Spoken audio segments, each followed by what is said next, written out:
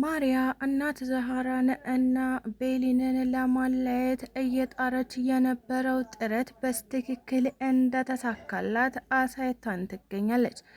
ማሪያ ለቤሊን እናት ዛህራ የተለያዩ ምክሮችን ትመክራታለች ብላ በማሰብ በድጋሚ እናት ዛህራን ከአንቺ ጋር የማያት ከሆነ ከቤት አባርርሻለሁ ትላት ነበረ። ታዲያ ቤሊንም በእኔ የተነሳ እናት ዛህራ ከዚህ ቤት መባረር የለባትም ብላ በማሰብ እናት ዛህራን በድጋሚ አጠገቤ እንዳትደርሺ ስትልም አስቀይማ ከክፍሏ አስወጥታት ትገኛለች። ቤሊን ምን እንደሆነች ማወቅ ያቃታት እናት ዛህራ ቆይ ልጄ ከመቼ ጀምራ ነው እኔ ላይ እንደዚህ አይነት ጸባይ ያመጣችው ስትልም እየጠየቀቻት ትገኝ ነበረ።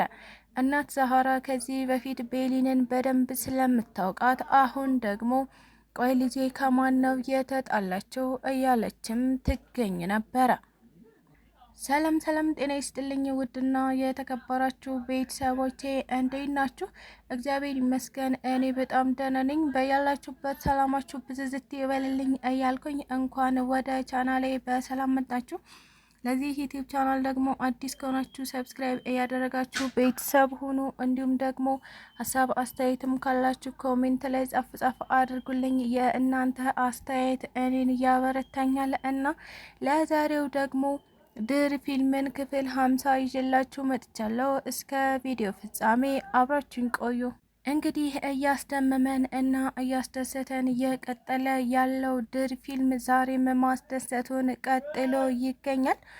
በጎሽሜና በእናት ዛህራ መካከል ያለው ግንኙነት አሁን ደግሞ ከፍ ባለ መንገድ እየቀጠለ ይገኛል። ታዲያ እናት ዛህራ ምንም እንኳን በስተ እርጅና ትዳር የሚባል ነገር አልፈልግም ብትልም ነገር ግን ከአጠገቧ ሆኖ የሚደግፋት እናም የሚያግዛት ሰው ያስፈልገኛል ብላ በማሰብ የጎሽሜን የጋብቻ ጥያቄ ተቀብለው ጋብቻቸውን ፈጽመው ይገኛሉ።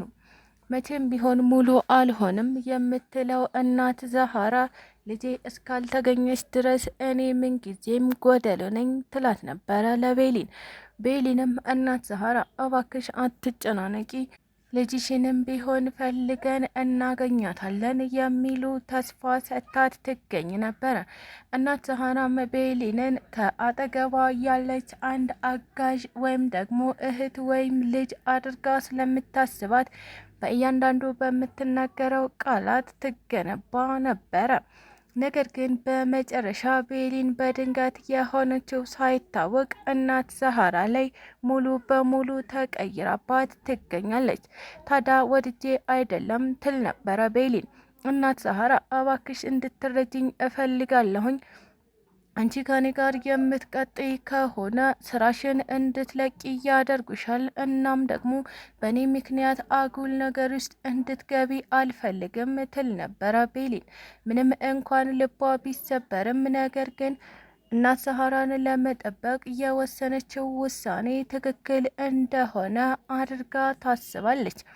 ማሪያ ምናልባት እናት ዛህራ ቤሊንን ትመክራታለች ብላ በማሰብ ነበረ እናት ዛህራና ቤሊን እንዲለያዩ እያደረገች ያለችው። ታዲያ ማሪያ ቤሊንን እፈልግሻለሁ በማለት ወደ ሳሎን እንድትመጣ እናም ስለ ድርጅቱ ጉዳይ እንዲነጋገሩ አድርጋ በመጥራት ነበረ ቅስሟን እየሰባበረችባት የምትገኘው። ቤሊንም የማሪያን ጥያቄና ትዕዛዝ በማክበር ወደ ሳሎን ጎራ ብላ ትገኛለች። ታዲያ ማሪያም ቤሊን የወንድማማቾች ሚስት መሆናችንን ታውቂያለሽ አይደል ስትል ነበረ በጮክ ባለ መንገድ ጥያቄዋን የጀመረችው። አዎ አለች ቤሊን። እና ታዲያ አሁን ምንድነው እንድናወራ የፈለግሽው ስትልም ጠየቀቻት።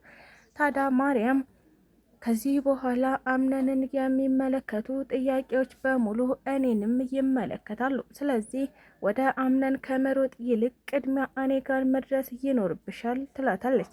ቤሊንም በዚህ ነገር እጅግ በጣም ተበሳጭታ ቆይ ማሪያ ምን ለማድረግ እየሞከርሽ ነው? ማነውስ እንደዚህ አይነት ትዕዛዝ ያወጣው? ትላታለች። ታዲያ ማሪያም ቤሊን የዚህ ቤት እመቤት እኔ መሆኔን አትርሺ። ስለዚህ የዚህ ቤት አባወራ አምነን ከሆነ እመቤቷ ደግሞ እኔ ነኝ፣ አባወራውን ለማግኘት እመቤቷን ማለፍ ይኖርብሻል ትላት ነበረ። ቤሊንም ከዚህ በኋላ እንደዚህ አይነት ወሬ እንዳልሰማ ብትላትም ነገር ግን ማሪያ በስከ መጨረሻ ረገጥ አድርጋ ይዛታለች። ስለዚህ ቤሊን ከማሪያ ትዕዛዝ አልወጣም በማለት ነበረ በሀሳቧ እየተስማማች የምትገኘው። ምንም እንኳን አምነን የማሪያን የፍቅር ጥያቄ ቢቀበላትም እስካልተጋቡ ድረስ እንደዚህ አይነት መብት የላትም የምትለዋ ቤሊን አሁን ላይ እጅግ በጣም ውስጧ ተሰብሮና አዝናና ተክዛ ትገኛለች። በአንድ በኩል አምነንን ማጣቷ፣ በሌላ በኩል ደግሞ እናት ዛህራን በዚህ መንገድ ማስቀየሟ እጅግ በጣም እያሳዘናት ይገኛል። እልህ እየተጋቡ ያሉት አምነንና ቤሊን ሁለቱም ባልጠበቁት መንገድ ሌላ የህይወት ታሪክ ውስጥ ገብተው ይገኛሉ። ምንም እንኳን ውስጣቸው ቢፈላለግም ነገር ግን ሁለቱም እልህ ላይ ስለነበሩ አምነንም ከማሪያ ጋር ቤሊን ደግሞ ከባሩክ ጋር እንደቀጠሉ ይገኙ ነበረ። ባሩክ ደግሞ አምነንና ቤሊን ያላቸውን ግንኙነት ስለሚያውቅ እየተከታተለ እነሱን ማለያየቱን እንደቀጠለ ይገኛል። ቤሊንም ማሪያ ስለ አምነን ባወራች ቁጥር እየተቃጠለች እናም እየተበሳጨች ትገኝ ነበረ። ታዲያ ምንም እንኳን ስሜቷን በግልጽ ማንጸባረቅ ባትችልም አሁንም ለአምነን ጥልቅ ፍቅር እንዳላት እያሳየች ትገኝ ነበር። አምነንም ባልሆነ መንገድ ራሴን ሌላ ታሪክ ውስጥ አገኘሁት ብሎ በማሰብ ለቤሊን ምን ያክል ፍቅር እንዳለው በተደጋጋሚ እየተናገረ ይገኛል። በዚህ መካከል እናት ዛህራ እባካችሁ ቁጭ ብላችሁ ተነጋገሩና ሀሳባችሁን ወደ አንድ አምጥታችሁ አብራችሁ ሆኑ፣ አትለያዩ ብትላቸውም በፍጹም አልተሳካላቸውም። ስለተከታተላችሁኝ እጅግ አድርጌ አመሰግናለሁ። ለቻናሉ ደግሞ አዲስ ከሆናችሁ ሰብስክራይብ ያደረጋችሁ ቤተሰብ ሁኑ። እንዲሁም ደግሞ ሀሳብ አስተያየት ካላችሁ ኮሜንት ላይ ጻፍ አድርጉልኝ። ቪዲዮን ከወደዳችሁት ላይክና ሼር ማድረጋችሁን እንዳትረሱ። ኢትዮጵያ ለዘላለም ትኑር እያልኩ ሰናበታችኋለሁ።